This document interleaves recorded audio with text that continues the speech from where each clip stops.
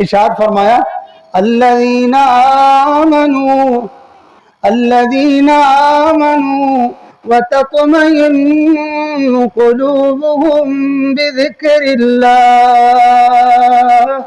अला बिज़िक्रिल्लाहि तत्मइन्नुल क़ुलूब। अच्छी तरह इस बात को जान लो, तुमने जो अपने अल्लाह से ताल्लुक तोड़ा है ना, हमारे बताए हुए तरीके पर बंदगी छोड़ दी, हमारे बताए हुए तरीके पर तुमने रिश्तेदारी छोड़ दी, हमारे बताए हुए तरीके पर तुमने अपने साथ जो है वो मामला करना छोड़ दिया, तो तुमने ये जो ताल्लुक छोड़ा है ना, अब तुम पूरे जहान में ढूंढते फिरो, तुम्हें कहीं सुकून नहीं मिलेगा। सुकून है तो सिर्फ एक अल्लाह के साथ ताल्लुक के जोड़ने में ही है। तो भाई ताल्लुक ना हो तो फिर याद आती है। याद कब आती है? जब मजबूत ताल्लुक हो। तो फरमाया अल्लाह की दिलों का इत्मीनान और चैन अल्लाह ही की याद में है। क्या माना? अल्लाह के साथ ताल्लुक के जोड़ने में ही है। और मजीद इसको आसान करें तो इसका मतलब ये बनता है, जिसका ताल्लुक मजबूत हो, बाप का बेटे के साथ बड़ा गहरा ताल्लुक है, मोहब्बत का, एतमाद का ताल्लुक है, बेटा जो भी कदम उठाता है बाप कहता ठीक है, बेटे का अपने बाप पे ताल्लुक है, एतमाद है, कहता है अगर अब्बा जी ने ऐसा किया फिर ठीक है, कोई मसला ही नहीं है। अच्छा अम्मी ने आज घर में ये बनाया, अम्मी ने, चले ठीक है। तो जहां ताल्लुक मजबूत हो वहां की तरफ से आने वाला हर फैसला दिलो जान से कबूल होता है। तो जब बंदे का ताल्लुक अल्लाह से मजबूत हो तो अल्लाह की तरफ से आने वाला हर मामला दिलो जान से कबूल है। तो परेशानी किस बात? जब इंसान का दुनिया से जाने का वक्त आएगा तो उस वक्त हमारी तरफ से उसको पैगाम मिलेगा, हमारी तरफ से ये उसको मैसेज दिया जाएगा, हमारे नुमाइंदे फरिश्ते उसको ये कह रहे होंगे, क्या कहेंगे? या अय्युहन नफ्सुल मुतमइन्ना, या अय्युहन नफ्सुल मुतमइन्ना इरजिई इला रब्बिक रादियतन मर्दिय्यह फदखुली फी इबादी वदखुली जन्नती। हमारी तरफ से ये मैसेज आएगा, ए हमारे हुक्मों पर मुतमईन हो जाने वाली जान, हमारे फैसलों पर, हमारे अहकामात पर, हमारी मर्जी पर खुश होकर जिंदगी गुजारने वाली जान, वापस आ जा, तेरे इम्तिहान का वक़्त ख़त्म हो गया है। जिस इम्तिहान के लिए हमने इस दुनिया में तुझे भेजा था वो लम्हे सारे पूरे हो गए। इरजिई इला रब्बिक, लौट आ वापस, इम्तिहानी सिलसिला ख़त्म हो गया। तेरे हुस्न पर मैं कुर्बान, तेरे हुस्न पर मैं कुर्बान, मेरे मुर्शिद तेरे हुस्न पर मैं कुर्बान, तेरी नीम सी निगाह ने, तेरे हुस्न पर मैं कुर्बान, तेरी नीम सी निगाह ने मेरे दिल की उजड़ी बस्ती एक पल में है बसाई। वसलामुन अला इबादिहिल्लज़ीना इस्तफ़ा, अम्मा बाद, अऊज़ु बिल्लाहि मिनश शैतानिर रजीम, बिस्मिल्लाहिर रहमानिर रहीम।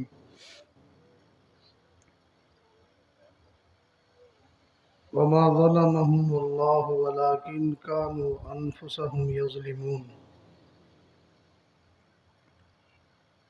वक़ाल अल्लाहु तआला फ़ी मक़ामिन आख़र, अल्लज़ीना आमनू वतत्मइन्नु क़ुलूबुहुम बिज़िक्रिल्लाह अला बिज़िक्रिल्लाहि तत्मइन्नुल क़ुलूब। सदक़ल्लाहुल अज़ीम। सुब्हान रब्बिक रब्बिल इज़्ज़ति अम्मा यसिफ़ून व सलामुन अलल मुरसलीन वल्हम्दुलिल्लाहि रब्बिल आलमीन। اللهم صل على سيدنا محمد وعلى آل سيدنا محمد وبارك وسلم. اللهم صل على سيدنا محمد وعلى آل سيدنا محمد وبارك وسلم. اللهم صل على سيدنا محمد وعلى آل سيدنا محمد وبارك وسلم.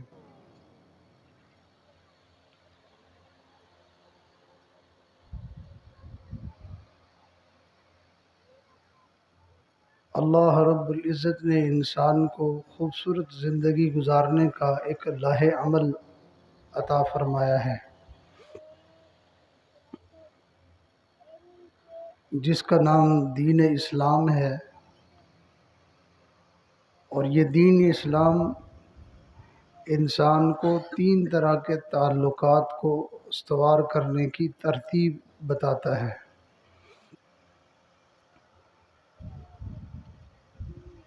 اگر انسان کو یہ 3 طرح کے تعلق درست کرنا نصیب ہو جائیں، اس کے یہ تعلقات ٹھیک ہو جائیں، تو اس کی دنیا کی زندگی بھی کامیاب اور آخرت کی زندگی بھی اس کی کامیاب۔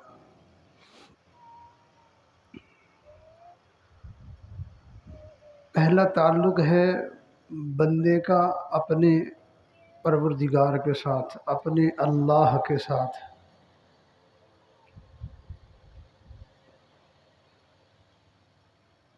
اللہ رب العزت نے اس تعلق کو درست کرنے کا راستہ اور طریقہ اپنے بندوں کو بتایا ہے۔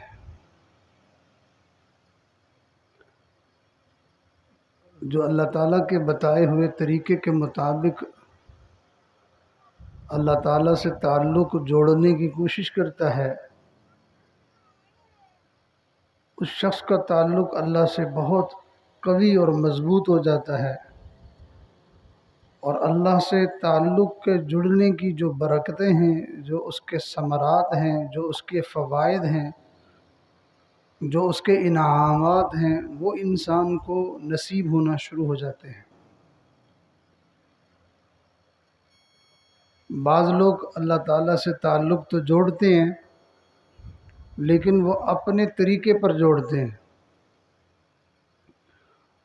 ان کے ذہن میں، ان کے گمان میں، ان کی سوچ خیال میں یہ بات ہوتی ہے کہ ہمارا تعلق اللہ سے جڑا ہوا ہے، جبکہ حقیقت کے اعتبار سے ان کا اللہ تعالیٰ سے کوئی تعلق نہیں ہوتا۔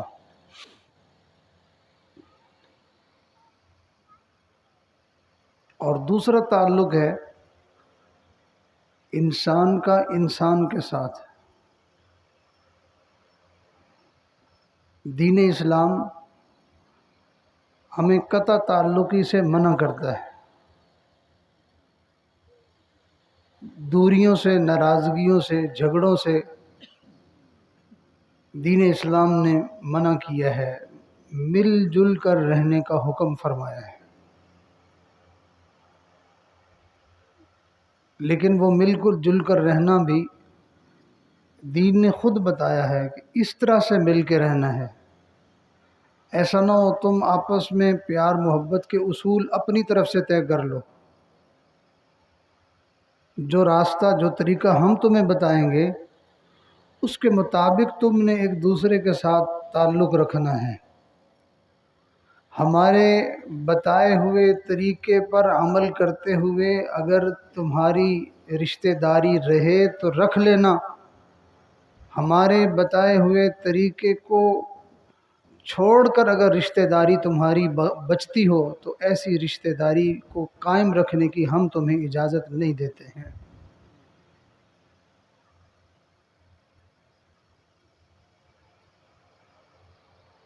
بعض دوستوں کے ذہن میں یہ بات ہوتی ہے کہ جی رشتہ داری کو نبھانے کا اور جوڑنے کا دین میں حکم ہے،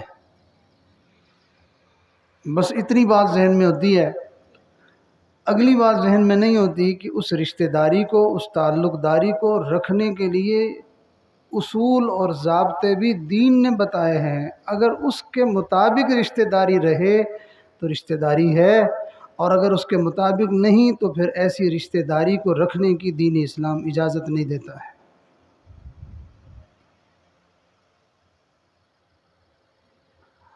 بندے کا اللہ سے تعلق جوڑنا، اس کا بھی طریقہ بتایا ہے۔ بندوں کا بندوں کے ساتھ تعلق جوڑنا، اس کا بھی طریقہ بتایا ہے۔ اور تیسری چیز ہے بندے کا اپنی ذات کے ساتھ تعلق ہونا، یہ شریعت کا تیسرا حکم ہے۔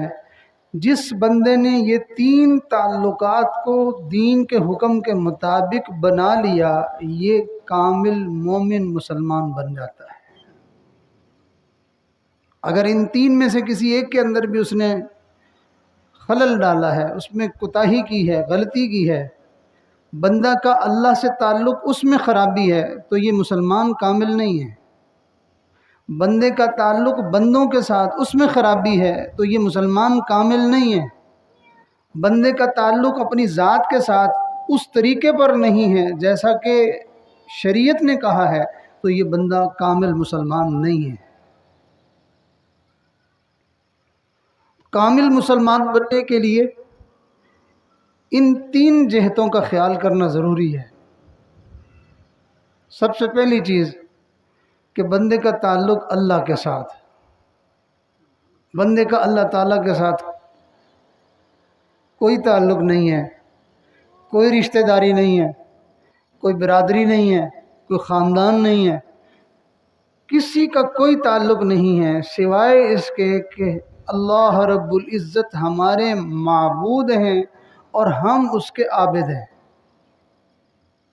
ہم اس کی بندگی کرنے والے ہیں اور وہ ہمارے پروردگار ہیں، ہم اس کو سجدے کرنے والے ہیں اور وہ ہمارے مسجود ہیں۔ جس بندے کو اللہ رب العزت کی بندگی کرنی آ گئی، اس کا اللہ تعالیٰ سے تعلق جڑ گیا، اور جس کو اللہ تعالیٰ کی بندگی کرنی نہیں آئی یا وہ کرتا نہیں ہے، اس بندے کا اللہ تعالیٰ سے کوئی تعلق نہیں ہے۔ اللہ رب العزت کی بندگی کا خلاصہ کیا ہے، اس کا لب لباب کیا ہے، نچوڑ کیا ہے؟ اللہ رب العزت کی بندگی کا خلاصہ اور نچوڑ یہ ہے کہ وہ ہمارے مالک ہیں اور ہم ان کے مملوک ہیں۔ ہم اپنی زندگی میں کوئی سا کام اپنی مرضی سے نہیں کر سکتے ہیں، ہم نے وہی کچھ کرنا ہے جو کچھ اس نے ہمیں حکم دینا ہے۔ اگر ہم ایسا کریں گے تو ہم اللہ کی بندگی کرنے والے ہیں کہ جو حکم مل رہا ہے اس کے مطابق اپنے آپ کو ڈھالنے کی کوشش کر رہے ہیں، اور جس چیز سے ہمیں منع کیا جا رہا ہے ہم اپنے آپ کو روکنے کی کوشش کر رہے ہیں، اور پھر کوتاہی ہو جاتی ہے تو پھر اللہ کی بارگاہ میں توبہ کرتے ہیں، معافی مانگتے ہیں۔ یہ بندگی کا خلاصہ اور نچوڑ ہے۔ اگر کسی آدمی نے اپنی پوری زندگی کے اندر اس اصول کو لاگو کر لیا ہے تو وہ انسان اللہ کا بندہ کہلاتا ہے۔ اس کو ایک چھوٹی سی مثال سے سمجھیں کہ آپ کا ایک ملازم ہے اور آپ نے اس کو 1,00,000 روپیہ پکڑایا ہے، اور آپ اس کو کہہ رہے ہیں کہ بھئی یہ پیسے لے لو اور میرے ساتھ چلو،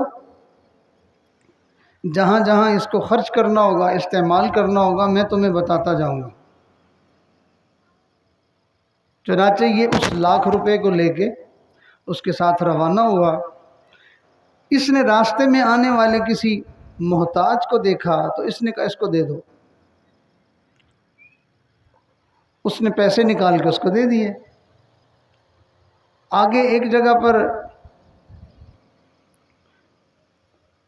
کوئی بیمار نظر آیا، اس نے کہا اس کی بھی مدد کر دو، اس نے پیسے نکال لے اس کو بھی دے دیے۔ تیسری جگہ گئے تو وہاں پر ایک فنکشن تھا، پروگرام تھا، شادی میں بیاہ تھا، تو اس کا جی چاہا کہ میں بھی یہاں کچھ پیسے پھینک دوں۔ اس نے کہا کہ نہیں، تمہیں اس بات کا اختیار نہیں ہے، مالک میں ہوں، پیسے میرے ہیں، میں نے تمہیں دیے ہوئے ہیں، اگر میں تمہیں کہوں گا تو کرو گے ورنہ نہیں۔ مالک نے اس کو پیسے دیے ہیں، مالک کا یہ تنخواہ دار ہے، مالک کے کہنے کے بغیر 1 روپیہ خرچ کرنے کی اس کو اجازت نہیں ہے۔ بعین ہی اسی طرح اللہ رب العزت نے ہمیں پیدا کیا ہے، اس نے ہمیں بنایا ہے، اس نے ہمیں نعمتیں دی ہیں، اس نے ہمیں زندگی دی ہے، اس نے ہمیں مال و دولت دی ہے، اس نے ہمیں رزق دیا ہے، جو کچھ ہمارے پاس ہے سب کچھ اسی کا دیا ہوا ہے۔ ہم اس کے استعمال میں کسی طرح بھی اپنی مرضی نہیں رکھ سکتے ہیں۔ جہاں کہیں ہم اپنی مرضی کو داخل کریں گے وہاں ہم اللہ کی بندگی سے گویا نکل جاتے ہیں۔ 2-4 حکموں کے مان لینے کا نام بندگی نہیں ہے۔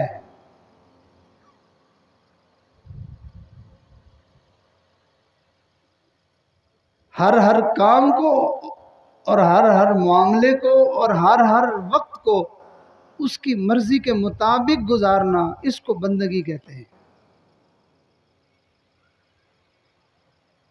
اب لا محالہ آپ یہ بات تو سمجھ گئے ہیں، تو اس طرح سے اپنے آپ کو بنانا، یہ بغیر تعلیم کے، بغیر تربیت کے، اس کا تو کوئی تصور ہی نہیں ہے۔ ایک آدمی کو معلوم ہی نہیں ہے کہ مجھے کس کام کو کیسے کرنے کا حکم دیا گیا ہے تو وہ کرے گا کیسے؟ پھر جب تک اس کی عملی مشق نہیں ہو جاتی، پریکٹس نہیں ہو جاتی، تب تک اس کو پتہ بھی ہے تو وہ ویسا کر نہیں سکتا ہے۔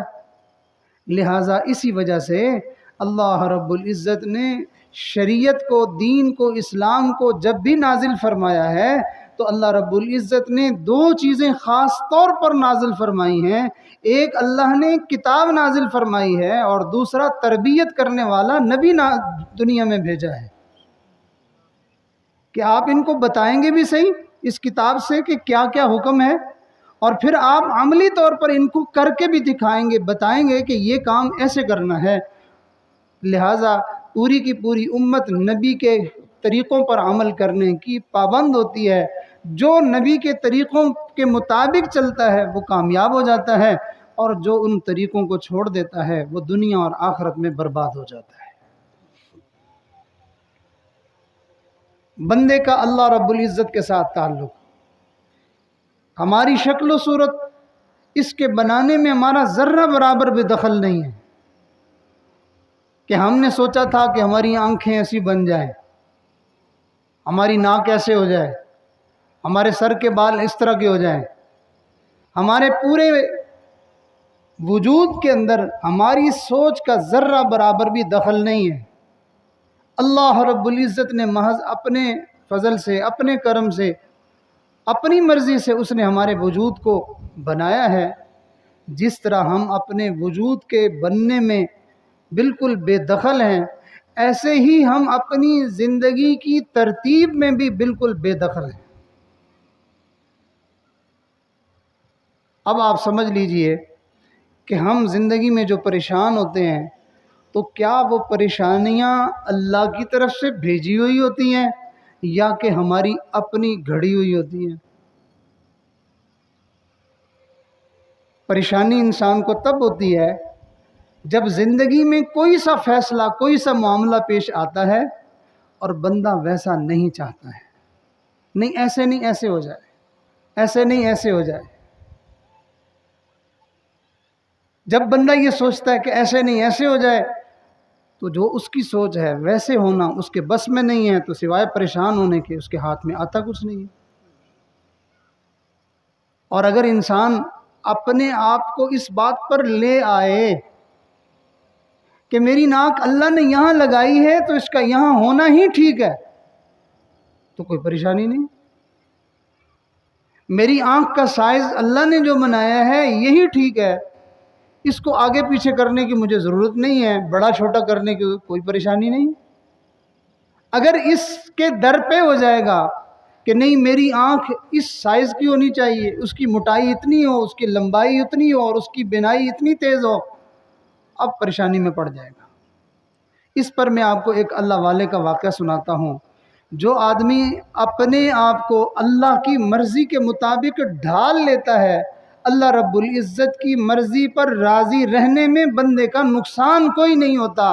ہاں، اس کو اللہ کے اوپر اعتماد ہونا چاہیے، تسلی ہونی چاہیے، اطمینان ہونا چاہیے کہ میرے اللہ کی طرف سے جو فیصلہ، جو بات ہے وہ بالکل صحیح ہے، درست ہے، اس میں کسی طرح کی کوئی خرابی نہیں ہے، میرے لیے اسی کے اندر کوئی نہ کوئی خیر اور بھلائی چھپی ہوئی ہے۔ چنانچہ ایک بزرگ تھے،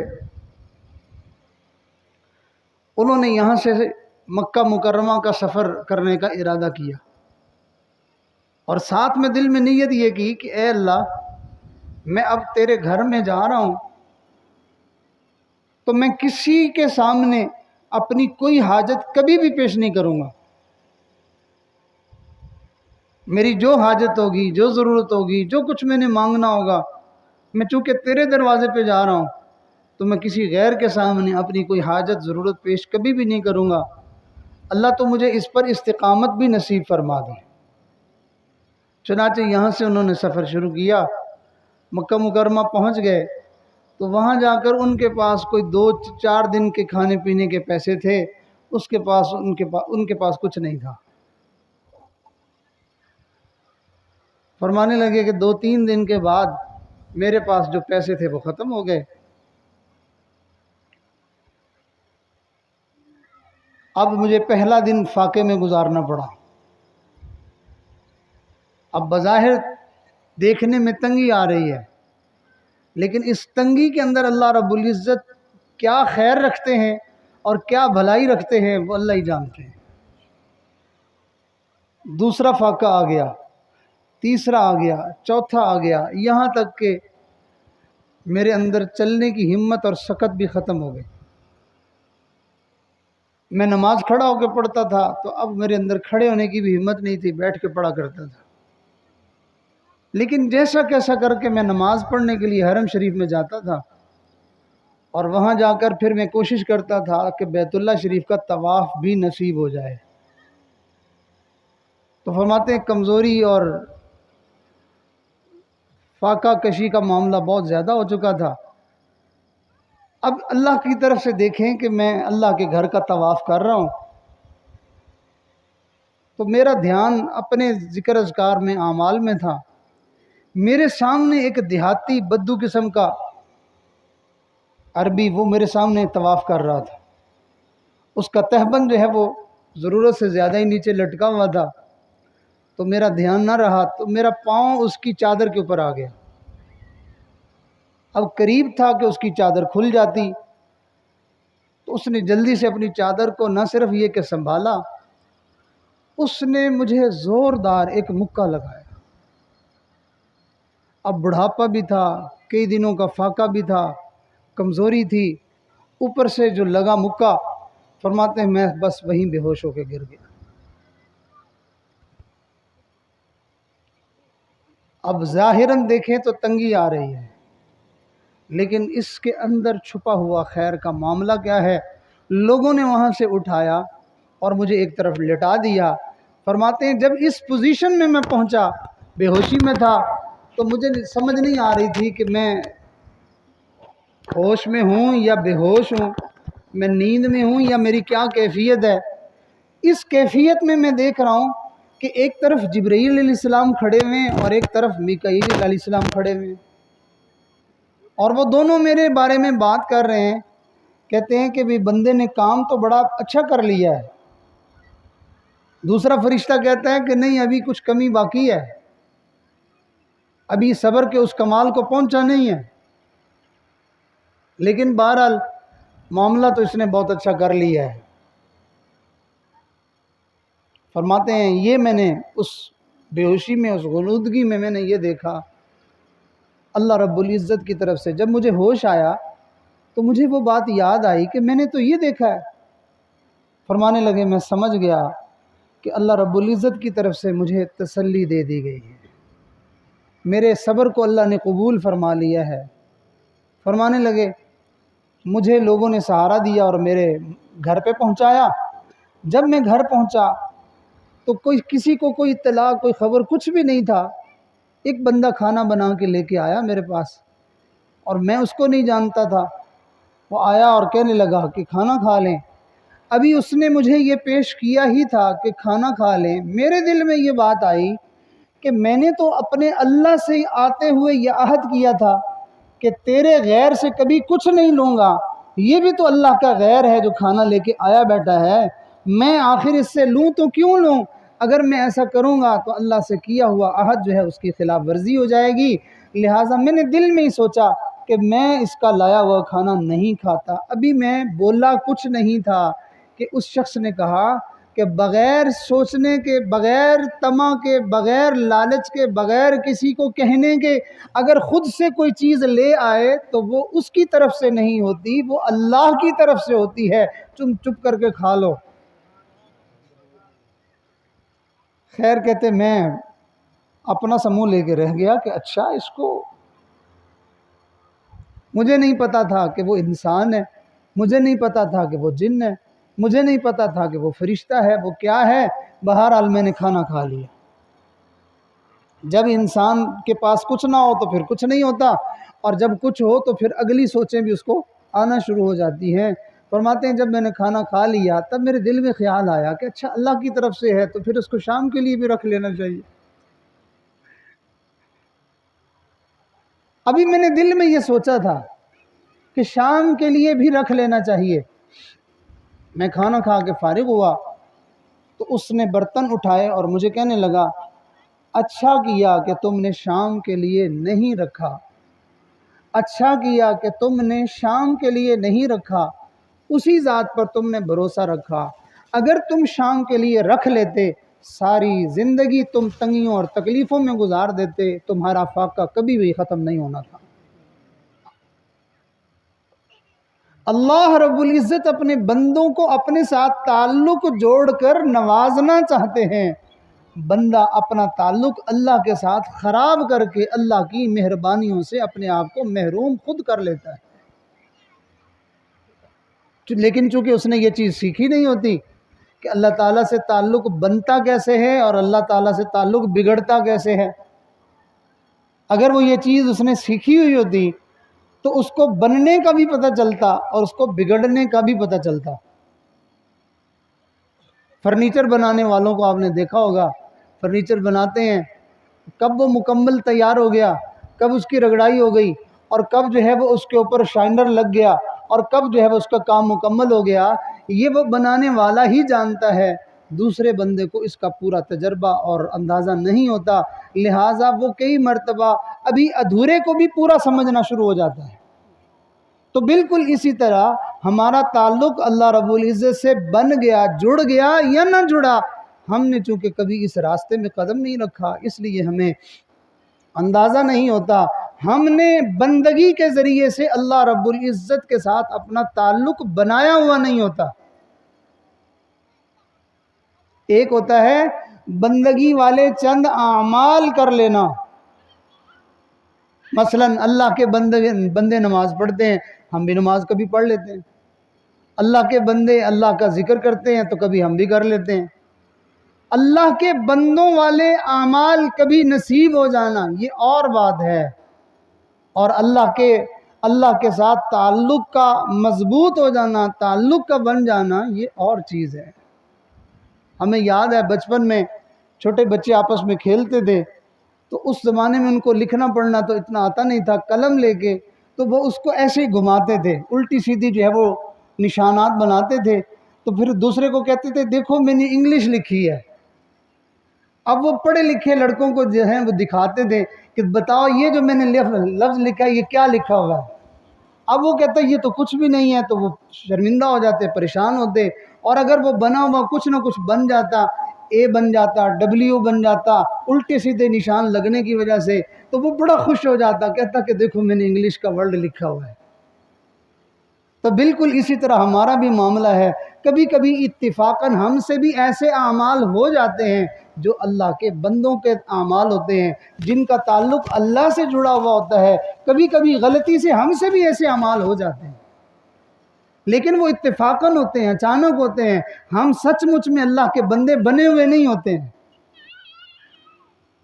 تو لہٰذا شریعت نے ہمیں پہلا جو تعلق سکھایا وہ بندے اور اللہ کا ہے. اب ہم کیا کرتے ہیں کہ بندے اور اللہ کے تعلق والے اعمال کو کبھی کبھی کرتے رہتے ہیں، لیکن زیادہ زور ہم مخلوق کے ساتھ تعلقات کو بنانے میں دیتے ہیں. برادری ہے جی، رشتہ داری ہے جی، صلہ رحمی ہے جی، پڑوسی ہیں جی، فلاں ہیں، اپنی طرف سے جو ہے وہ ہم ان کو کرتے ہیں. اور ان کے ساتھ تعلقات کو رکھنے کے جو شریعت نے قانون اور اصول بنائے ہیں کہ یہاں تک تم دوستی رکھ سکتے ہو، اس کے آگے تمہیں رکھنے کی اجازت نہیں ہے. لہٰذا ہمیں ان اصولوں کی کوئی پرواہ نہیں، بس تعلق ہونا چاہیے. مثال کے طور پر معاشرے میں پڑوسیوں کے ہاں چلے جاتے ہیں. اب پڑوسی چونکہ زندگی اکٹھے گزر رہی ہے تو وہاں کوئی اتنا خاص پردے کا اہتمام نہیں ہوتا. مرد عورتوں کے ساتھ اور عورتیں اپنے پڑوسی مردوں کے ساتھ بات چیت کرنے میں کسی طرح کا کوئی مسئلہ، کوئی رکاوٹ نہیں ہوتا. کہتے ہیں ہمارا پرانا تعلق ہے، بچپن سے جو ہے وہ پلے بڑے اکٹھے ہیں، اکٹھے رہے ہیں، تو لہٰذا کوئی ایسا معاملہ نہیں. تعلق ٹھیک بنا ہوا ہے، یہ ہماری نظر میں تعلق ٹھیک ہے، اللہ اور اس کے رسول کی نظر میں یہ تعلق غلط ہے. یہ بھی ہمارے رشتہ دار ہیں، بڑا گہرا تعلق ہے. میرے چچا کی بیٹی ہے، یہ میرے چچا کا بیٹا ہے، اور یہ تو میری چاچی لگتی ہے، اور یہ تو میری ممانی ہے، اور یہ تو میرا فلاں ہے. اپنی طرف سے ان رشتوں کو بنا کر ہم نے یہ سمجھا ہوا ہے کہ ان رشتوں کی وجہ سے لہٰذا یہ سب کچھ جائز ہے. ایسا ہرگز نہیں ہے. جس اللہ نے رشتہ بنایا ہے اس نے اس رشتے کا حکم بھی نازل کیا ہے. ماں کا رشتہ کس نے بنایا؟ اللہ نے. تو ماں کے بارے میں احکامات کس نے نازل کیے؟ اللہ نے. بہن کا رشتہ کس نے بنایا ہے؟ اللہ نے رشتہ بنایا ہے. تو بہن کے بارے میں احکامات کس نے نازل کیے ہیں؟ اللہ نے نازل کیے ہیں. باپ کا رشتہ اللہ نے بنایا ہے، باپ کے بارے میں احکامات بھی اللہ نے نازل کیے ہیں. بھائی کا، چچا کا، تمام رشتہ داریاں، تعلقات اللہ نے بنائی ہیں، اور ان رشتوں کے بارے میں احکامات بھی اللہ ہی نے نازل کیے ہیں. ایک صاحب نے کسی سے کہا کہ جی انگور کا جو ہے وہ بنا ہوا، انگور سے بنی ہوئی شراب، انگور سے نکلا ہوا پانی وہ جائز نہیں ہے، وہ حرام ہے. اس نے اعتراض کرتے ہوئے اس نے کہا یہ کیا بات ہے، انگور حلال اور اس میں سے نکلا ہوا سیرا وہ حرام ہو گیا. اس نے کہا ایسی کون سی بات ہے، بیوی حلال اور اس سے پیدا ہونے والی بیٹی حرام، یہ کیسے ہو گیا؟ اس نے کہا اللہ کا حکم ہے. تو جواب دینے والے نے کہا یہ بھی اللہ کا حکم ہے. انگور اللہ نے حلال بنائے ہیں اور اس میں سے نکل کر شراب بننے والی چیز کو اللہ نے حرام بنایا ہے. تو لہٰذا اپنی عقل اگر درست رہے تو اس کو دین سمجھ آتا ہے، اور اگر عقل میں فطور آ جائے تو پھر دین سمجھ میں نہیں آتا ہے. تو میں یہ بات عرض کر رہا تھا کہ اللہ سے تعلق جوڑنا یہ بھی دین نے ہمیں بتایا ہے. بغیر نماز پڑھے اللہ سے تعلق کبھی بھی نہیں جڑ سکتا ہے. بغیر حلال کھائے اللہ سے تعلق کبھی بھی نہیں جڑ سکتا ہے. بغیر گناہوں کا سلسلہ منقطع کیے اللہ سے تعلق کبھی بھی نہیں جڑ سکتا ہے. بھلے صبح سے لے کے شام تک تسبیحاں گھما کے دانے ہی ختم کر دے، منہ بھی جو ہے وہ گھس جائے، لیکن اللہ سے تعلق اس وقت تک نہیں بنے گا جب تک کہ زندگی سے گناہوں کو ختم نہیں کرے گا. تو رشتہ داروں کے ساتھ تعلق وہ بھی ہمارا اپنا بنایا ہوا، اپنا گھڑا ہوا ہے. لہٰذا نتیجہ کیا نکلتا ہے؟ رشتہ داری کو تو ہم رکھتے ہیں، لیکن رشتہ داری رکھنے کے لیے جو احکام ہیں ان کو ہم نہیں رکھتے ہیں. نتیجہ کیا نکلتا ہے کہ ہم اللہ کی بندگی سے ہی نکل جاتے ہیں. اور تیسری چیز ہے اپنے نفس کے ساتھ، اپنی جان کے ساتھ انسان کا تعلق کیسا ہو. آپ نے کچھ عرصہ پہلے یہ نعرہ سنا. ویسے تو یہ نعرہ جو ہے کچھ عرصہ پہلے انہوں نے زبان کی درازی کی وجہ سے سر عام کہنا شروع کیا. اگر ہم حقیقت کی نظر سے دیکھیں تو ہم میں سے ہر ایک کے اندر سے یہ آواز آ رہی ہے. کیا؟ انہوں نے کہا میرا جسم میری مرضی۔ تو بہت بری بات کہی انہوں نے، بہت ہی نازیبا لفظ کہا تھا انہوں نے، اور انتہا کی بے شرمی کی بات تھی۔ لیکن کیا یہ صرف انہوں نے کہا تھا؟ نہیں، ہم میں سے ہر بندہ ہی یہی کہہ رہا ہوتا۔ میری آنکھ ہے، میری مرضی ہے، میں جہاں مرضی دیکھوں، چاہے میں کارٹون دیکھتا رہوں، میں فلمیں دیکھتا رہوں، میں ڈرامے دیکھتا رہوں، میں بے حیائی والی جو ہے وہ ویڈیوز دیکھتا رہوں، میری مرضی ہے، میں جو مرضی دیکھوں۔ نہیں، یہ جسم ہماری مرضی میں نہیں ہے، یہ جسم اللہ کا دیا ہوا ہے، اور اس پر حکم بھی اللہ کا ہی چلے گا۔ اپنی مرضی سے ہم نہیں دیکھ سکتے۔ جیسے ہم اپنی مرضی کا تعلق اللہ سے نہیں بنا سکتے، جیسے ہم اپنی مرضی کا تعلق رشتہ داری میں نہیں رکھ سکتے، اسی طرح ہم اپنے جسم پر بھی اپنی مرضی والا معاملہ نہیں کر سکتے۔ ہمیں اس میں بھی اللہ تعالیٰ کے حکم کا پابند رہنا ہوگا۔ میری زبان ہے، میں چاہوں تو درود شریف پڑھتا رہوں، گنگناتا رہوں، اور چاہوں تو میں اس زبان پر جو ہے وہ گالم گلوچ کچھ شروع کر دوں، میں گانے کو زبان سے گنگنانا شروع کر دوں، میری مرضی ہے۔ میرا جی چاہے تو میں اس جسم کو راحت اور آرام پہنچانے کے لیے ساری رات جاگتا رہوں، جی چاہے تو ساری رات جو ہے وہ نیند سے اپنے آپ کو بے آرام کیے رکھوں، میری مرضی ہے۔ میرا جی چاہے تو میں آدھی رات میں سو جاؤں، اور میرا جی چاہے تو میں فجر کے وقت میں نماز پڑھے بغیر سو جاؤں۔ نہیں، ایسا نہیں ہے۔ مغرب کے بعد سونے کو منع کیا گیا ہے۔ نبی علیہ السلام نے حدیث مبارکہ میں ارشاد فرمایا کہ مغرب کے بعد مت سویا کرو، تو مغرب کے بعد سونے کو منع کیا گیا۔ اور اسی طرح عصر کے بعد سونے کو انسان کے لیے بے برکتی کا ذریعہ بتایا گیا، اور اسی طرح فجر کے بعد سونے سے منع کیا گیا کہ جو آدمی فجر کے بعد سوتا ہے، اللہ رب العزت اس کی عقل سے اور اس کے رزق سے اور اس کے وجود سے برکت کو ختم کر دیتے ہیں۔ تو ہمیں سونے کا بھی وقت دیا گیا ہے اور حکم دیا گیا ہے، اس وقت سو جاؤ۔ اور حدیث مبارکہ میں ہے عشاء کے بعد بلا وجہ نہ جاگا کرو، بغیر کسی مجبوری کے، بغیر کسی ایسی چیز کے کہ کوئی ایسا معاملہ نہیں، خام خواہ باتیں کرنے کے لیے اور گپ شپ مارنے کے لیے اور ادھر جو ہے وہ گھومنے پھرنے کے لیے ایسے بلا وجہ جاگتے نہ رہا کرو، عشاء پڑھتے ہی فوراً سو جایا کرو۔ تو سونے کا بھی ہمیں حکم دیا گیا، جاگنے کا بھی ہمیں حکم دیا گیا، دیکھنے کے بارے میں بھی ہمیں تعلیم دی گئی، اور بولنے کے بارے میں بھی ہمیں تعلیم دی گئی، کھانے اور پینے کے بارے میں بھی ہمیں حکم احکامات جاری کیے گئے۔ کوئی بندہ اپنے جسم کو اپنی مرضی سے استعمال کرنے کا مجاز نہیں ہے، اس کو اللہ تعالیٰ کے حکم کے مطابق اپنے جسم کو ڈھالنا ضروری ہے۔ اگر وہ نہیں کرے گا تو کل قیامت کے دن اس کو اس بارے میں جواب دینا ہوگا کہ ہم نے تمہیں یہ جسم دیا تھا، تم نے اس کو کیسے استعمال کیا ہے۔ یہ تین تعلقات جس بندے کے ٹھیک ہو جائیں، بندے کا تعلق اللہ سے ٹھیک ہو جائے، اور بندے کا تعلق اللہ کے ساتھ اس کی بندگی کے بغیر ٹھیک نہیں ہوتا ہے۔ جیسے جیسے اس کی زندگی میں بندگی آئے گی، عبادت آئے گی، اللہ سے تعلق ٹھیک ہوتا چلا جائے گا۔ اسی طرح رشتہ داروں کے ساتھ تعلقات ٹھیک ہو جائیں۔ کیا مطلب ٹھیک ہونے کا؟ کہ ہم آپس میں جیسے راضی ہو جائیں؟ نہیں، ایسا نہیں ہے۔ رشتہ داروں کے ہاں شادی ہے، اب انہوں نے وہاں پہ گانا بجانا کیا ہوا ہے، اور ہمیں بھی انہوں نے انوائٹ کیا ہوا ہے، ہم نے وہاں جانا ہے، لہٰذا اگر نہیں جائیں گے تو تعلق خراب ہو جائے گا۔ شریعت کہتی ہے کہ دین جو ہے وہ آپس کے تعلقات کو خراب نہ کرو، لہٰذا اب میرے لیے جانا ضروری ہے۔ بھائی، یہ آپ کا یہ جو فلسفہ ہے، یہ جو جوڑی ہوئی منطق ہے، اور یہ جو جوڑے ہوئے قضیے ہیں آپ کے، یہ آپ کے ہی ہیں، یہ اس کا دین کے ساتھ کوئی تعلق نہیں ہے۔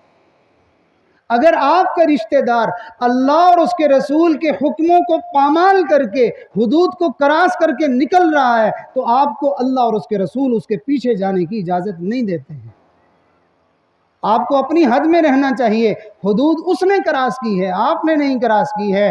دین کو اس نے چھوڑا ہے، آپ کو نہیں چھوڑنا ہے۔ اگر وہ دین کو چھوڑ کے گیا ہے تو اس کو چاہیے کہ وہ تعلقات کو، محبتوں کو واپس پورا کرنے کے لیے چھوڑی ہوئی حدود کو واپس آئے اور اپنے اس کیے ہوئے عمل سے توبہ کرے اور آئندہ نہ کرنے کا دل میں عزم اور ارادہ کرے کہ آئندہ کبھی ایسی حرکت نہیں کروں گا۔ اور اگر آپ کا رشتہ دار ہے اور وہ شریعت کے خلاف قدم اٹھا رہا ہے اور آپ اس کے ساتھ جو ہے وہ محبت کا اور پیار کا اور اس کی خوشی کا خیال کرتے ہیں، جتنا گناہ اس کو ہوگا اتنا آپ کو بھی ہوگا۔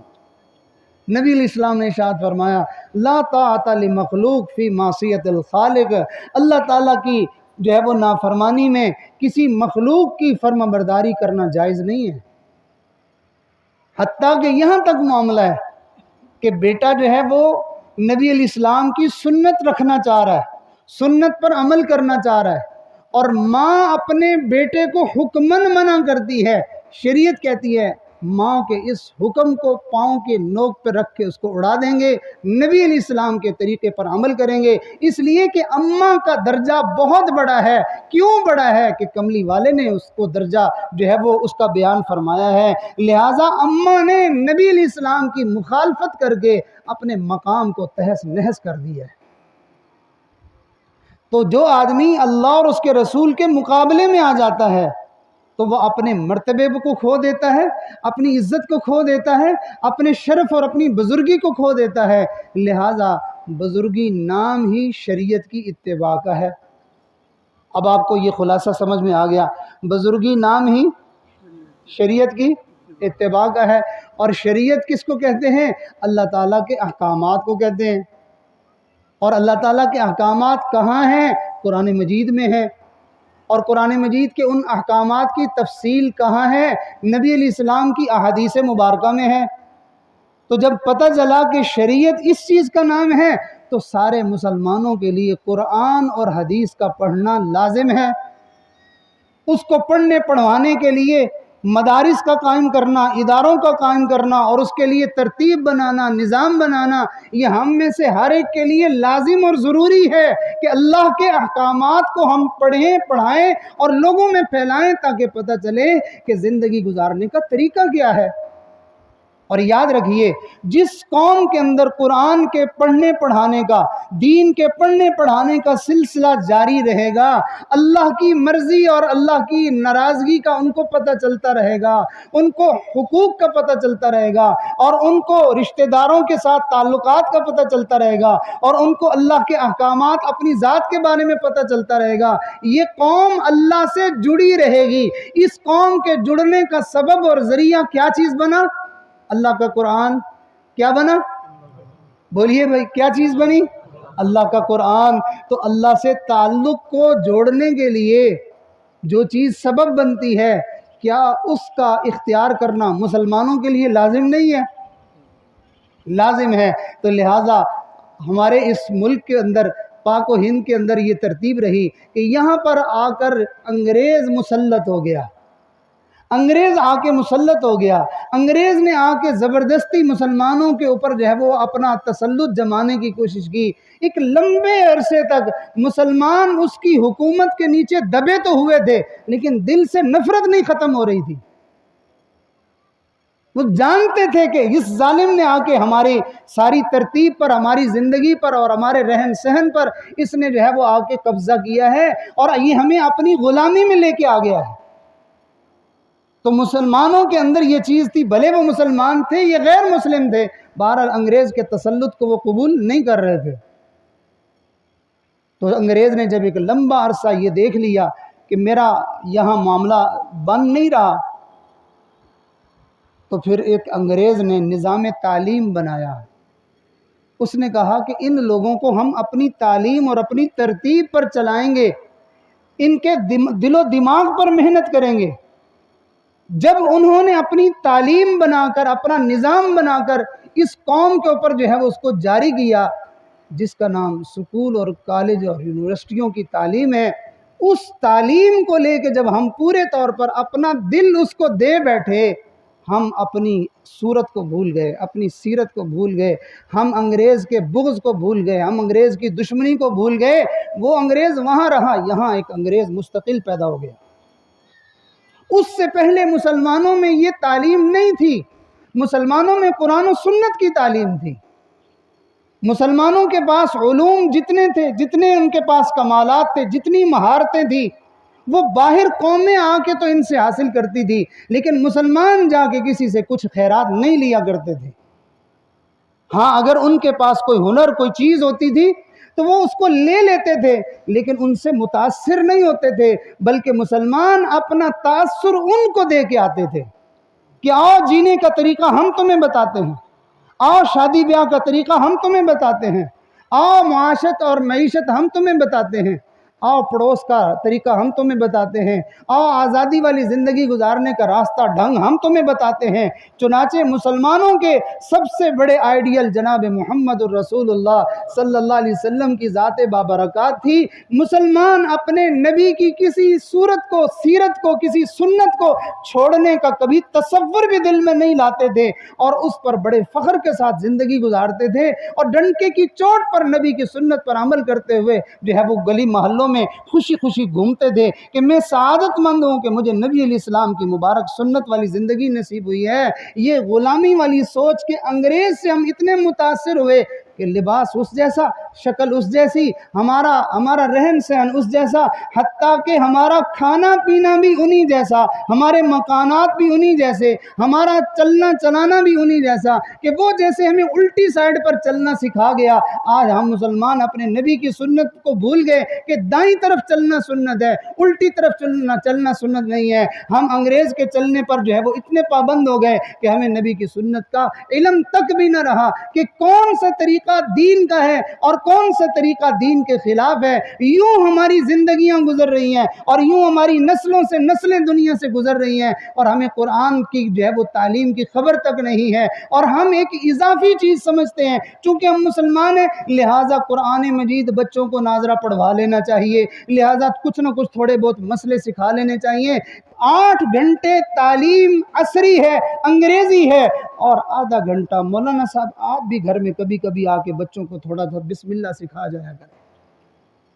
یہ مسلمانوں نے اپنے اس دین کا اور اللہ کے ساتھ تعلق کے جوڑنے کا جو واسطہ اور جو ذریعہ تھا، مسلمانوں نے اس کے ساتھ یہ حشر کر دیا ہے۔ اللہ رب العزت کیا فرما رہے ہیں؟ وَمَا ظَلَمَهُمُ اللَّهُ وَلَكِنْ كَانُوا أَنفُسَهُمْ يَظْلِمُونَ۔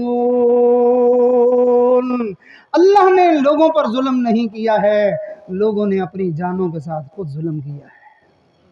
اللہ سے تعلق کو چھوڑ دیا ہے، اور اللہ نے رشتہ داریاں بنانے کا جو دستور دیا تھا اس کو چھوڑ دیا ہے، اپنی جان کے ساتھ جیسا سلوک کرنے کا جو طریقہ اللہ نے دیا تھا وہ چھوڑ دیا ہے، تو سب کچھ ہی چھوڑ دیا ہے، تو اب سوائے تباہی کے اور بچا گیا ہے؟ کچھ بھی نہیں بچا۔ تو لہٰذا ہماری بھلائی اور ہماری کامیابی اور ہماری سلامتی اور ہماری عزت اور ہماری نجات اور ہماری خوشی، یہ ساری کی ساری پیاروں کس میں ہے؟ دین میں ہے۔ سارے بولیں، یہ ساری کی ساری کس میں ہے؟ دین میں ہے۔ اور دین کہاں ہے؟ قرآن اور حدیث میں ہے۔ دین کہاں ہے؟ قرآن اور حدیث میں ہے۔ اور جو اس قرآن و حدیث کو سینے میں لیے ہوئے اور اپنی عملی زندگی کو اس کے مطابق ڈھالے ہوئے، جن کو ہم علماء ربانیین یا ہم اللہ والے کہتے ہیں، دین ان کے پاس ہے۔ اب آپ کو قرآن مجید کی ایک آیت سمجھ میں آ جائے گی۔ ارشاد فرمایا الذین آمنوا وتطمئن قلوبهم بذکر اللہ الا بذکر اللہ تطمئن القلوب۔ اچھی طرح اس بات کو جان لو، تم نے جو اپنے اللہ سے تعلق توڑا ہے نا، ہمارے بتائے ہوئے طریقے پر بندگی چھوڑ دی، ہمارے بتائے ہوئے طریقے پر تم نے رشتہ داری چھوڑ دی، ہمارے بتائے ہوئے طریقے پر تم نے اپنے ساتھ جو ہے وہ معاملہ کرنا چھوڑ دیا، تو تم نے یہ جو تعلق چھوڑا ہے نا، اب تم پورے جہان میں ڈھونڈتے پھرو، تمہیں کہیں سکون نہیں ملے گا۔ سکون ہے تو صرف ایک اللہ کے ساتھ تعلق کے جوڑنے میں ہی ہے۔ تو بھائی تعلق نہ ہو تو پھر یاد آتی ہے؟ یاد کب آتی ہے؟ جب مضبوط تعلق ہو۔ تو فرمایا اللہ کی دلوں کا اطمینان اور چین اللہ ہی کی یاد میں ہے. کیا مانا؟ اللہ کے ساتھ تعلق کے جوڑنے میں ہی ہے. اور مزید اس کو آسان کریں تو اس کا مطلب یہ بنتا ہے جس کا تعلق مضبوط ہو، باپ کا بیٹے کے ساتھ بڑا گہرا تعلق ہے، محبت کا، اعتماد کا تعلق ہے، بیٹا جو بھی قدم اٹھاتا ہے باپ کہتا ٹھیک ہے. بیٹے کا اپنے باپ پہ تعلق ہے، اعتماد ہے، کہتا ہے اگر ابا جی نے ایسا کیا پھر ٹھیک ہے، کوئی مسئلہ ہی نہیں ہے. اچھا امی نے آج گھر میں یہ بنایا، یہ بنایا، امی نے چلے ٹھیک ہے. تو جہاں تعلق مضبوط ہو وہاں کی طرف سے آنے والا ہر فیصلہ دل و جان سے قبول ہوتا ہے. تو جب بندے کا تعلق اللہ سے مضبوط ہو تو اللہ کی طرف سے آنے والا ہر معاملہ دل و جان سے قبول ہے. تو پریشانی کس بات؟ تو یہی وجہ ہے کہ ہمارا تعلق چونکہ اللہ سے نہیں ہوتا، اس وجہ سے ہم مارے ہمارا تعلق رشتہ داروں سے، اور ہم کہتے ہیں دیکھو جی اس نے ایسا کیا ہے اور اس نے ایسا کیا ہے اور فلاں نے یہ کیا ہے، اور دیکھو جی میں نے تو بڑی دعائیں مانگی تھی لیکن اللہ تعالیٰ کو بس ایسا ہی منظور ہے، اس نے میری دعا کو پورا نہیں کیا ہے. تو بھائی تعلق جو تمہارا کمزور ہے اس وجہ سے تمہیں اللہ تعالیٰ کی باتوں پر اعتراض آ رہا ہے. ایسے لوگوں کے بارے میں جن کو اللہ تعالیٰ کے اوپر اطمینان ہو جائے، اللہ تعالیٰ کے اوپر اعتماد ہو جائے، وہ اللہ تعالیٰ کے اوپر راضی ہو جائیں، وہ اللہ تعالیٰ کی مرضی کے مطابق زندگی گزارنے والے بن جائیں، ان کے بارے میں ایک آیت سنا کے میں اپنی بات کو مکمل کرتا ہوں. ارشاد فرمایا جب انسان کا دنیا سے جانے کا وقت آئے گا تو اس وقت ہماری طرف سے اس کو پیغام ملے گا، ہماری طرف سے یہ اس کو میسج دیا جائے گا، ہمارے نمائندے فرشتے اس کو یہ کہہ رہے ہوں گے. کیا کہیں گے؟ یا ایتھا النفس المطمئنہ، یا ایتھا النفس المطمئنہ ارجعی الی ربک راضیۃ مرضیہ فادخلی فی عبادی وادخلی جنتی. ہماری طرف سے یہ میسج آئے گا، اے ہمارے حکموں پر مطمئن ہو جانے والی جان، ہمارے فیصلوں پر، ہمارے احکامات پر، ہماری مرضی پر خوش ہو کر زندگی گزارنے والی جان، واپس آ جا، تیرے امتحان کا وقت ختم ہو گیا ہے. جس امتحان کے لیے ہم نے اس دنیا میں تجھے بھیجا تھا وہ لمحے سارے پورے ہو گئے. ارجعی الی ربک، لوٹ آ واپس، امتحانی سلسلہ ختم ہو گیا. اور تیرا یہ جو مطمئن ہونا، راضی ہونا ہے نا، اس بارے میں خوشخبری بھی سن لو، راضیۃ مرضیہ، تو اللہ سے راضی اور تیرا اللہ تجھ سے راضی. تو اب کیا ہو گیا؟ فادخلی فی عبادی، پاس ہونے والے، کامیاب ہونے والی جو جماعت ہے ان میں تو بھی چل. اور وہ کہاں ہیں؟ وہ علیین میں ہیں، چل تو بھی جا، علیین میں جا. وادخلی جنتی، اور وہ کہاں رہتے ہیں؟ وہ جنت میں رہتے ہیں، تو بھی جنت میں چلا جا. تو میرے دوستو اس زندگی کا مقصد کیا ہے؟ 3 مقصد ہیں. پہلا مقصد ہے کہ ہمیں اللہ سے تعلق بنانا آ جائے، ہمیں اللہ کے بندوں سے تعلق صحیح بنانا آ جائے، اور ہمیں اپنی ذات کے ساتھ صحیح تعلق بنانا آ جائے. اور یہ تعلق کیسے صحیح بنے گا؟ یہ شریعت کے احکامات سمجھنے سیکھنے سے ہوگا، اور پھر پریکٹیکلی عمل کرنے سے ہوگا. یہ 2 چیزیں ہمیں کہاں سے ملتی ہیں؟ اس کو سکھانے والوں کا نام پیر صاحب ہوتا ہے، سیکھنے والوں کا نام مرید ہوتا ہے. بس اتنی سی بات ہے. پیری مریدی تعویذ دھاگے کا نام نہیں ہے. پیری مریدی دین کے سیکھنے سکھانے کا نام ہے. عملاً پیر بھی دین کا پابند ہو اور اپنے مریدوں کو بھی دین کا پابند بنائے. جس پیر کی تعلیم کے نتیجے میں پلے باندھنے والی، دل میں لکھنے والی بات ہے، جس پیر کی تعلیم، تقریر اور اس کی تربیت کے نتیجے میں لوگوں کی زندگیوں میں دین زندہ ہو، وہ سچا اللہ والا ہوتا ہے. اور جس کے تعلیم اور تربیت اور اس کی جو ہے وہ صحبت کے نتیجے میں زندگیاں دین سے خالی ہونی شروع ہو جائیں، سمجھ لے کوئی چور لٹیرا ہے ویسے ہی لوگوں کے ایمان پر ڈاکے مارنے کے لیے آیا ہو. تو نبی کے وارث ہوتے ہیں، نبی دنیا میں دین کو پھیلانے کے لیے آتے ہیں، اور نبی کے یہ وارث بھی دنیا میں دین کو ہی پھیلاتے ہیں. لہٰذا ہم بھی اپنی زندگی میں دین کو سیکھنے سکھانے کی نیت کریں.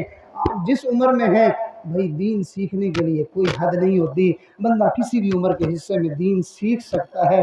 ہمارے بزرگوں نے ایک آسان سا طریقہ بتایا ہوا ہے، فرماتے ہیں کہ بھائی کیا تم لوگوں کو ترغیب دیتے پھرو گے کہ جی یہ قورمہ ہے کھا لو، اور اس کے اندر اتنی خوشبو ہے، اور اس کے یہ فائدے ہیں، اور یہ مٹن ہے آپ کھا لو، اور یہ فلاں پھل ہے تو آپ کھا لو، کیا فضیلتیں بیان کرتے پھرو گے؟ اس لیے کہ اچھا کھانا ہوگا تو صحت اچھی ہوگی نا، تو لہٰذا اب کھانے کے لیے کسی کو ترغیب دینے میں تو بڑا وقت خرچ ہوگا، کیوں نہ ایسی پھکی کھلا دو کہ اس کو بھوک ستائے، جو کچھ سامنے آئے وہ کھا لے تو اس کی صحت خود بخود بنتی چلی جائے گی۔ اس کو پھکی ایسی دے دو کہ اس کو وہ استعمال کرے تو وہ خود ڈھونڈتا پھرے مجھے کچھ مل جائے کھانے کو۔ تو ہمارے بزرگوں نے فرمایا کہ چند ایک ذکر اذکار ورد وظیفے ہیں، تم لوگوں کو وہ بتا دو، یہ نیکیوں کے خود بخود بھوکے بن جائیں گے، دین کی بھوک ان کو لگنی شروع ہو جائے گی، پاگلوں کی طرح دین ڈھونڈتے پھریں گے۔ جہاں کہیں ان کو دین کی کوئی مجلس نظر آئے گی، دین کا کوئی حکم نظر آئے گا، دین کی کوئی بات نظر آئے گی، یہ دیوانوں کی طرح وہاں پہنچ جائیں گے اور اپنی زندگی کو دین کے مطابق ڈھالنے والے بن جائیں گے۔ اس ورد وظیفے اور اس پھکی کا نام ہمارے مشائخ نے معمولات رکھا ہوا ہے۔ تو لہٰذا ہمارے سلسلے کے چند ایک معمولات ہیں جو بندہ پابندی کے ساتھ کرنا شروع کر دیتا ہے۔ ہم نے اپنی آنکھوں سے دیکھا 2 4 10 20 نہیں بلکہ ہزاروں لاکھوں انسان دیندار بن گئے۔ نہ صرف یہ کہ دیندار بن گئے، عالم بن گئے، اللہ والے بن گئے۔ ہمارے حضرت سے بہت سارے لوگ آ کے بیعت ہوتے ہیں، کوئی ڈاکٹر، کوئی پروفیسر، کوئی انجینئر، کوئی کچھ ہے، کوئی دنیا کے بڑے بڑے عہدوں میں ہے تو کوئی غریب آدمی ہے۔ اس اللہ والے سے آ کے بیعت ہوا اور اس نے ان وظیفوں کو کرنا شروع کیا۔ ہم نے دیکھا کہ کچھ عرصے کے بعد وہ ڈاکٹر صاحب جو ہے وہ اپنی ڈاکٹری میں سے، اپنی مصروفیات میں سے، ہسپتال سے، کلینک سے وقت نکال کے دین سیکھنے میں ایسے مشغول ہوتے ہیں، کچھ عرصے کے بعد پتہ چلتا ہے فلاں ڈاکٹر صاحب بھی عالم بن گیا، فلاں پروفیسر صاحب بھی عالم بن گیا، فلاں جو کرنل صاحب وہ بھی عالم بن گئے۔ ایسے سینکڑوں ایسے لوگ ہیں جو حضرت سے آ کے صرف بیعت ہوئے تھے، حضرت نے ان کو وظیفے بتائے، کچھ عرصے کے بعد پتہ چلا کہ وہ تو امت کے رہبر اور رہنما بن گئے ہیں۔ جیسے نبی علیہ السلام کے بارے میں کسی نے شعر کہا تھا، ذروں کو اٹھایا صحرا کر دیا، قطروں کو ملایا اور دریا کر دیا، کیا نظر تھی جو خود نہ تھے راہ پر اوروں کے ہادی بن گئے، جو خود نہ تھے راہ پر اوروں کے ہادی بن گئے، کیا نظر تھی کہ جس نے مردوں کو مسیحا کر دیا۔ کون جانتا تھا عمر کو، کون جانتا تھا فلاں کو اور فلاں کو، کسی کو کوئی نہیں جانتا تھا۔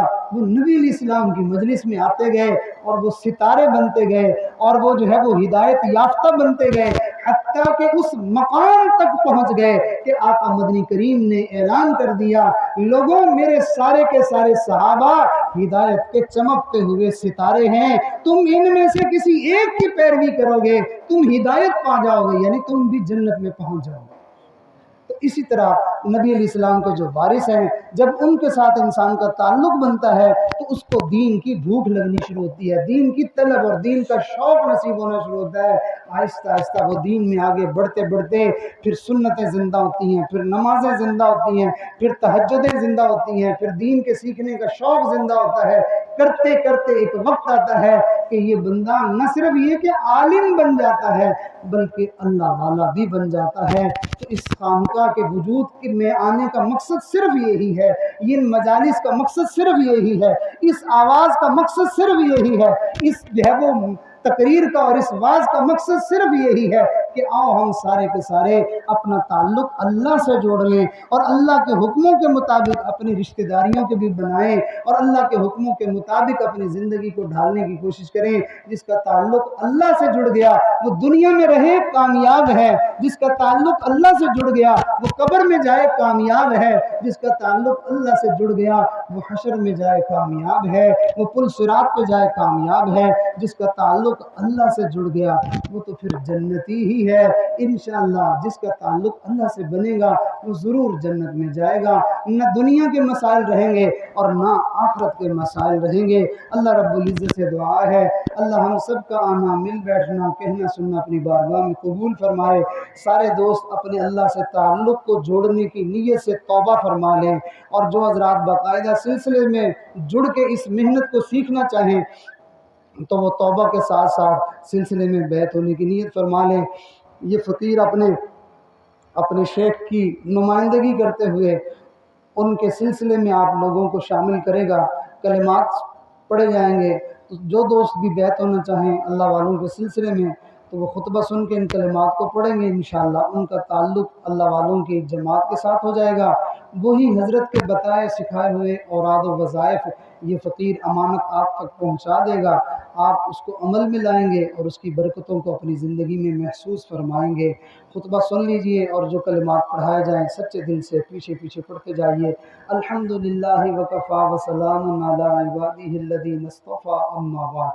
یہ کلمات پڑھیں اور سارے سچے دل سے اس طرح سے پڑھیں کہ آج گویا کہ نئے سرے سے ہم اللہ تعالیٰ کے ساتھ تعلق کو جوڑنے کے جذبے میں اور شوق میں، اور گویا کہ نئے سرے سے مسلمان ہونے کے جذبے میں ہم جو ہے وہ ان کلمات کو پڑھ رہے ہیں۔ آج ایک نئی زندگی کا ہم آغاز کر رہے ہیں، سچے اور سچے مسلمان بن کر زندگی گزارنے کی نیت کر رہے ہیں۔ جیسی نیت ہوتی ہے انسان کو ویسی مراد مل جاتی ہے۔ خطبہ سنیے۔ الحمدللہ وکفی وسلام علی عبادہ الذین اصطفی اما بعد۔ یہ کلمات پڑھیں، سارے پڑھیں، کوئی زبان بھی خاموش نہ رہے۔ اعوذ باللہ من الشیطان الرجیم، بسم اللہ الرحمن الرحیم، لا الہ الا اللہ محمد الرسول اللہ، آمنت باللہ وملائکتہ وکتبہ ورسلہ والیوم الآخر والقدر خیرہ وشرہ من اللہ تعالی والبعث بعد الموت، آمنت باللہ کما ہوا باسمائہ وصفاتہ وقبلت جمیع احکامہ، اقرار باللسان وتصدیق بالقلب، اشہد ان لا الہ الا اللہ واشہد ان محمدا عبدہ ورسولہ، استغفر اللہ ربی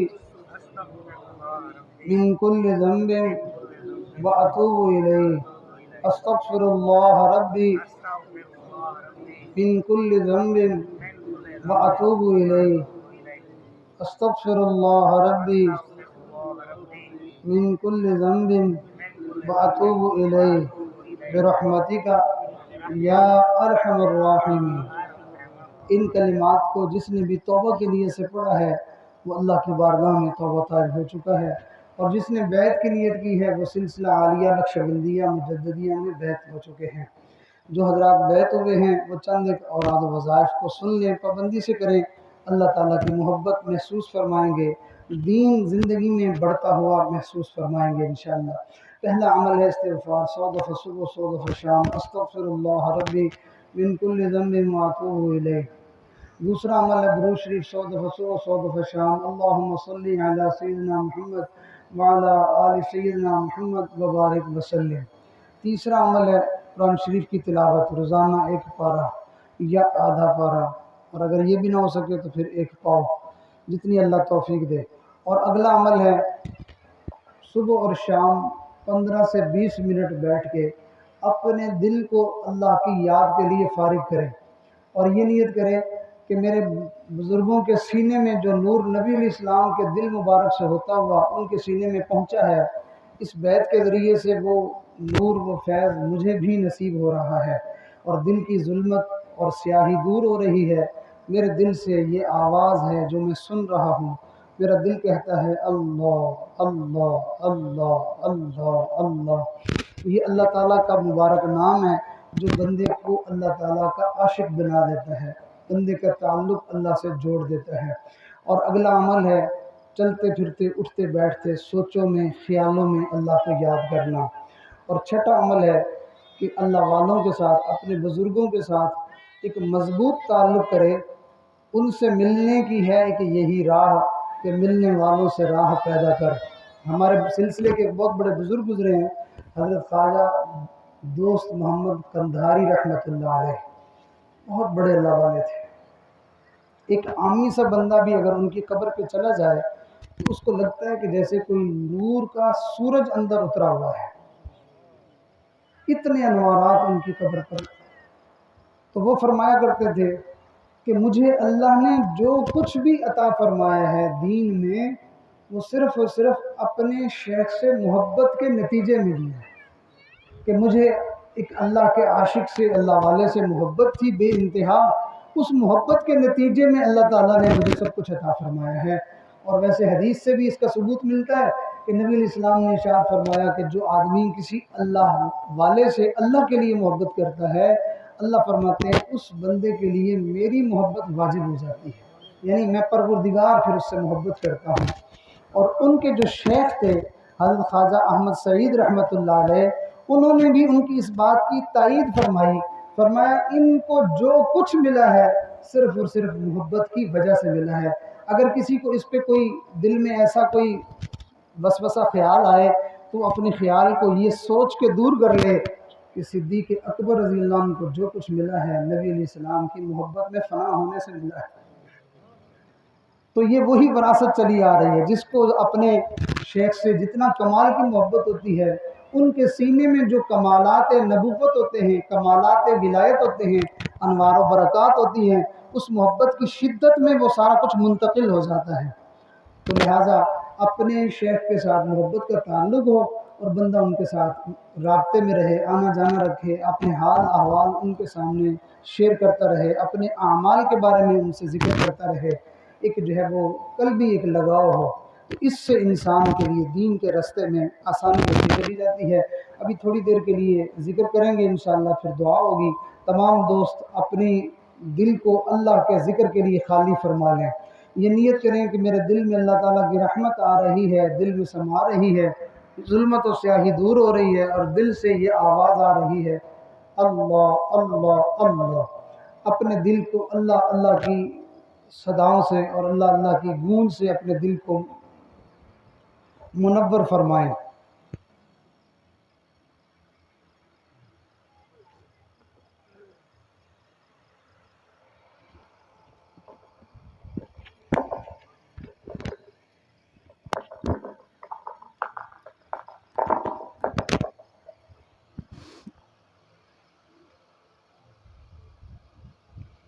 اللہ اللہ اللہ اللہ اللہ۔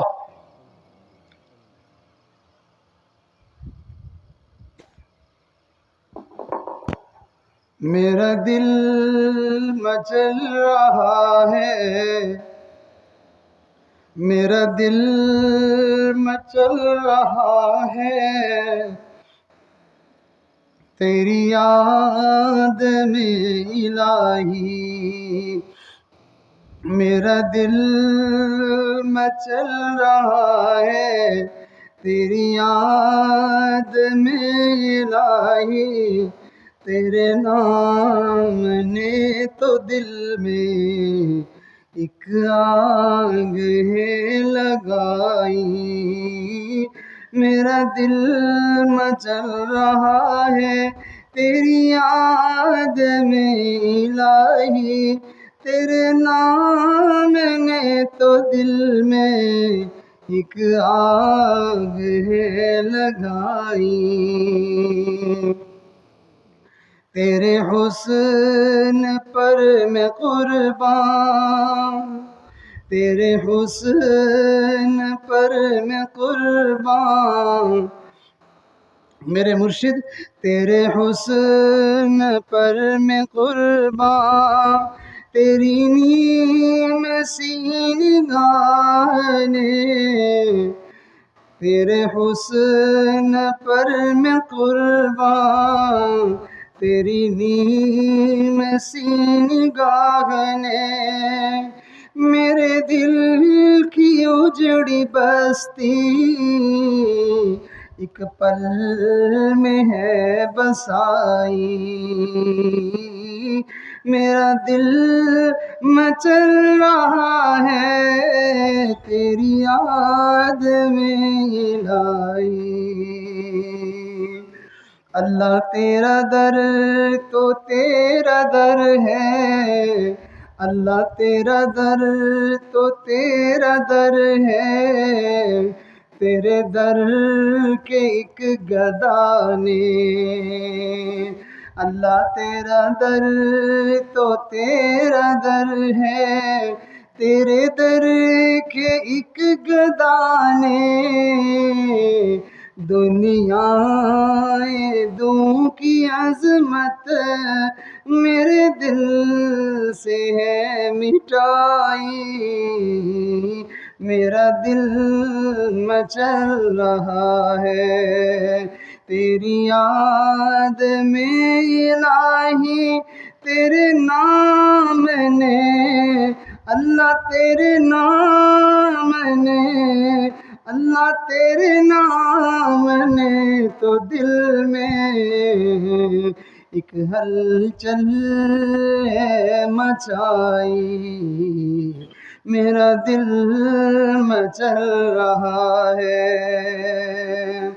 میں تیری نوازشوں پر، میں تیری نوازشوں پر حیران ہو رہا ہوں، قاری نے مجھ کو صورت رحمان ہے سنائی، میرا دل مچل رہا ہے۔ اعوذ باللہ من الشیطان الرجیم، بسم اللہ الرحمن الرحیم۔ الرحمن علم القرآن، خلق الإنسان علمه البيان، الشمس والقمر بحسبان، والنجم والشجر يسجدان، والسماء رفعها ووضع الميزان ألا تطغوا في الميزان وأقيموا الوزن بالقسط ولا تخسروا الميزان، والأرض وضعها للأنام فيها فاكهة والنخل ذات الأكمام والحب ذو العصف والريحان، فبأي آلاء ربكما تكذبان۔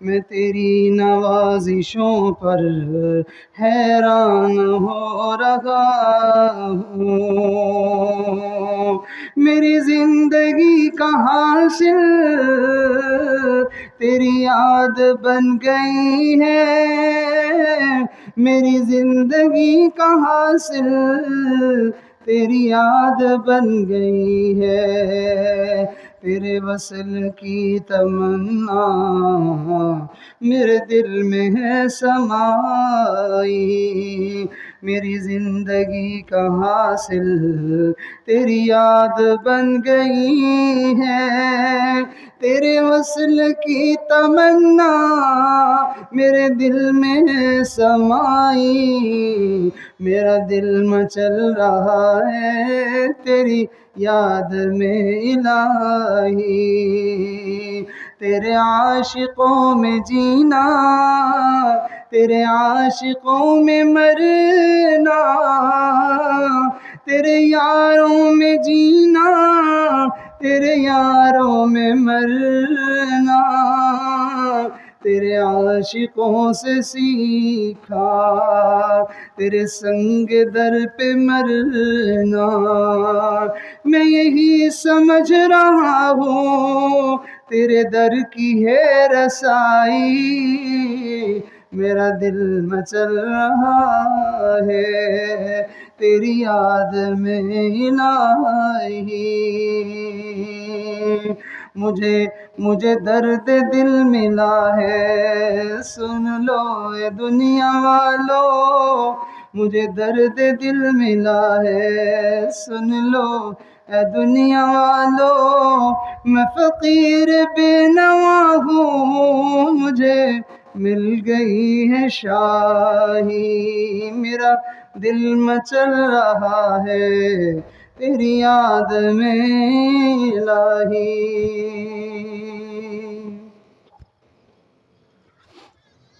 اللہ اللہ اللہ اللہ اللہ اللہ،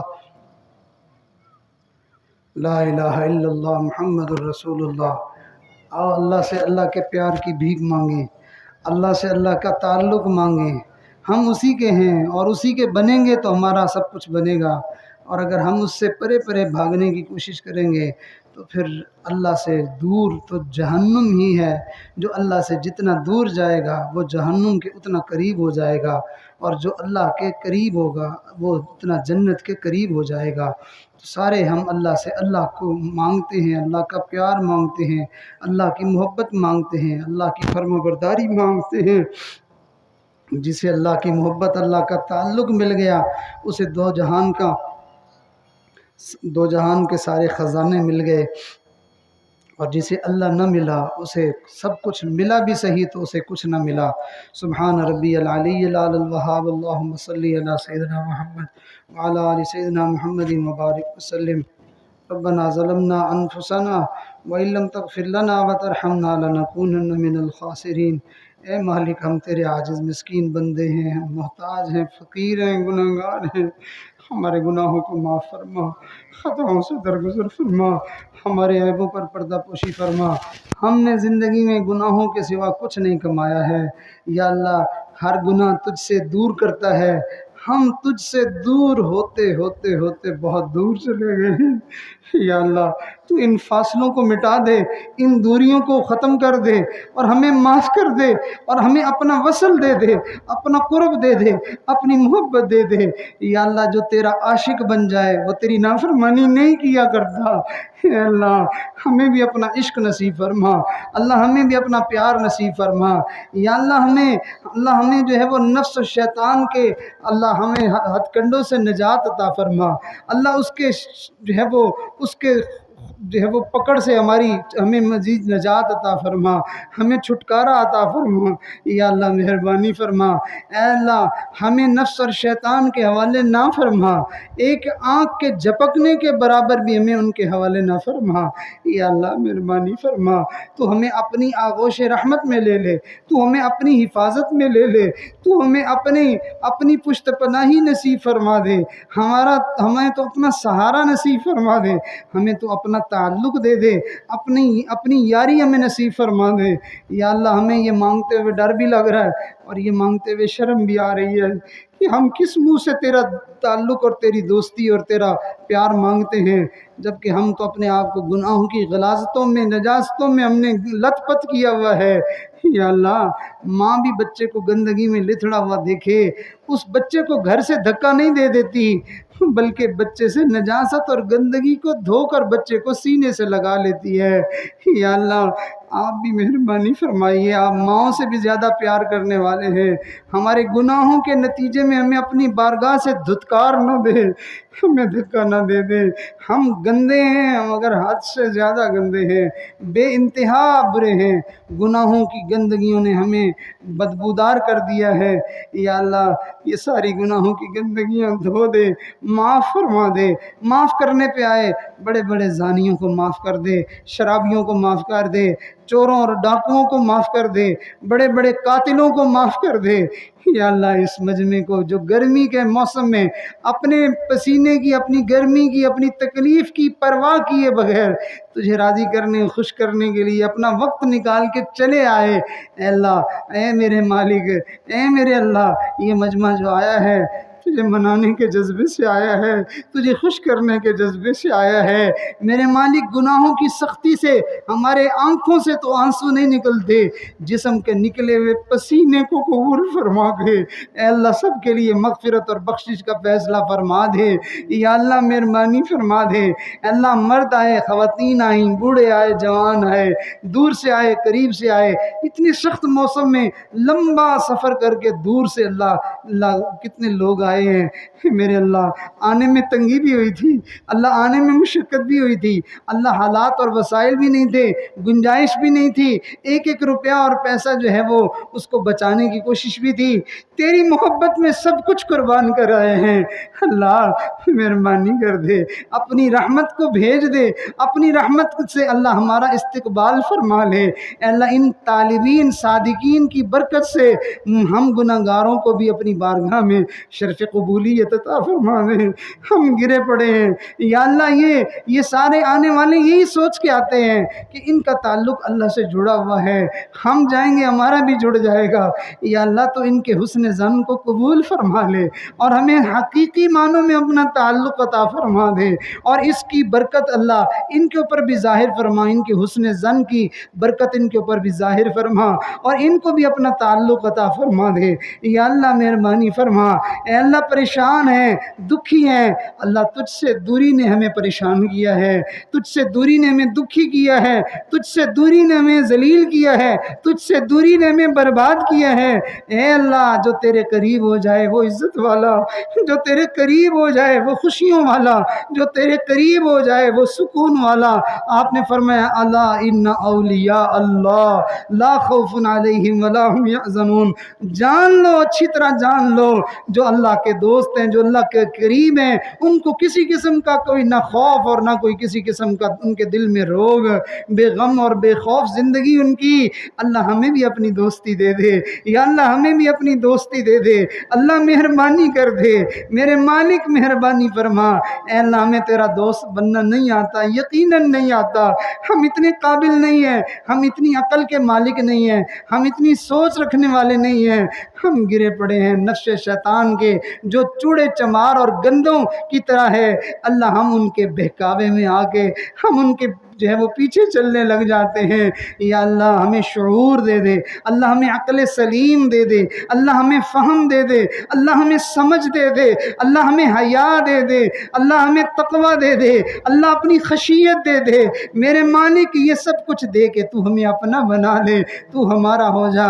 یا اللہ اس مجمع میں جو کوئی دکھی ہے، پریشان ہے، اپنے نام کی برکت سے آج اس کی پریشانی دور فرما، اس کے دکھ درد کو دور فرما، اے اللہ بیمار ہیں شفا عطا فرما، مقروض ہیں قرضوں سے نجات نصیب فرما، تنگ دستے تنگیاں دور فرما، بے روزگار ہیں اچھے روزگار عطا فرما، بے گھر ہیں اللہ اپنے گھر عطا فرما، بے اولاد ہیں نیک اولاد عطا فرما، اے اللہ بن بیاہے بچے بچیاں ہیں اللہ ان کو اچھے اور مناسب رشتوں کا انتظام فرما، نیک قدردان لوگوں کے ساتھ عطا فرما، اے میرے مالک مہربانی فرما، اے اللہ ہماری دنیا بھی اچھی فرما اور ہماری آخرت بھی اچھی فرما، اللہ اس جو ہے وہ مرکز کو تا قیامت آباد و شاداب فرما، ہمارے شیوخ کے فیوز و برکات کو اس جگہ پر متوجہ فرما اور ان کے اثرات و برکات یہاں سے جاری فرما، اے اللہ قرآن و سنت کی تعلیم یہاں سے جاری فرما، یہاں پہ پڑھنے پڑھانے سیکھنے سکھانے کی جو بھی محنتیں ہو رہی ہیں اللہ سب محنتوں کو قبول فرما اور اپنی خوشنودی اور اپنی رضا کا ذریعہ بنا،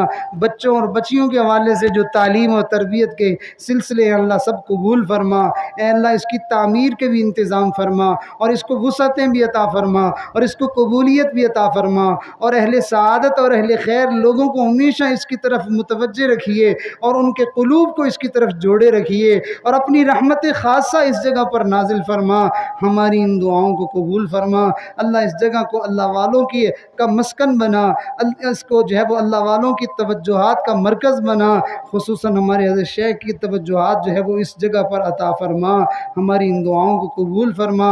اللہ جو مانگا ہے وہ بھی عطا فرما، نہیں مانگا ہے اللہ وہ بھی عطا فرما۔ ہم نے اپنی سمجھ کے مطابق مانگا تو اپنی شان کے مطابق عطا فرما۔ اللہ جو جس انداز میں اس جگہ کے ساتھ، اس مرکز کے ساتھ جڑے ہوئے ہیں، مالی طور پر، جانی طور پر، دعاؤں کے ذریعے سے، محبتوں کے ذریعے سے، اے اللہ ان کی اس محبت کو قبول فرما کر ان کو اپنے ساتھ اس کا جو ہے وہ اس چیز کو اپنے ساتھ جڑنے کا سبب اور ذریعہ بنا۔ ہماری ان دعاؤں کو قبول فرما۔ بہت سارے لوگ بیمار ہیں، اللہ ان کو شفا عطا فرما۔ کچھ عزیزوں کے ہاں فوتگی ہو گئی، خصوصاً ہمارے بھائی سعید صاحب کے صاحبزادے فوت ہو گئے، اللہ ان کو صبر جمیل عطا فرما۔ اے اللہ اس بچے کو ان کے لیے ذخیرہ آخرت بنا، اور ان کے عزیز رشتہ داروں میں جن جن کو بھی اللہ اس بات کا صدمہ پہنچا ہے، سب کی مغفرت اور بخشش کا ذریعہ بنا۔ ہمارے بھائی یاسین صاحب ہیں، اے اللہ محمد بھٹا صاحب کے بہنوئی ہیں، اللہ ان کو بھی شفا عطا فرما، صحت تندرستی عافیت عطا فرما۔ اور ہم کئی سارے ہمارے گھروں سے جو ہے وہ پیغامات آئے، اللہ ان کو بھی شفا عطا فرما۔ خواتین کی طرف سے پیغامات ہیں، بچے بیمار ہیں، اللہ تمام بیماروں کو شفا عطا فرما۔ اے اللہ آپ نرمی کو پسند فرماتے ہیں اور نرمی کرنے کا آپ حکم فرماتے ہیں۔ اے اللہ آپ نے اپنے نبی کو بھی نرم طبیعت والا بنایا ہے۔ یا اللہ آپ فرماتے ہیں جو رحمتیں نرمی پر اترتی ہیں وہ کسی اور چیز پر نہیں اترتی۔ اللہ موسم نرم کر دیجئے، اللہ ہمارے ساتھ نرمی فرما دیجئے، اللہ ہمارے ساتھ درگزر فرما دیجئے، اللہ کرم کا معاملہ فرما دیجئے۔ ہماری ان دعاؤں کو قبول فرما۔ ربنا تقبل منا انك انت السميع العليم وتب علينا انك انت التواب الرحيم، وصلى الله تعالى على خير خلقه سيدنا محمد وعلى آله واصحابه اجمعين، آمين برحمتك يا ارحم الراحمين۔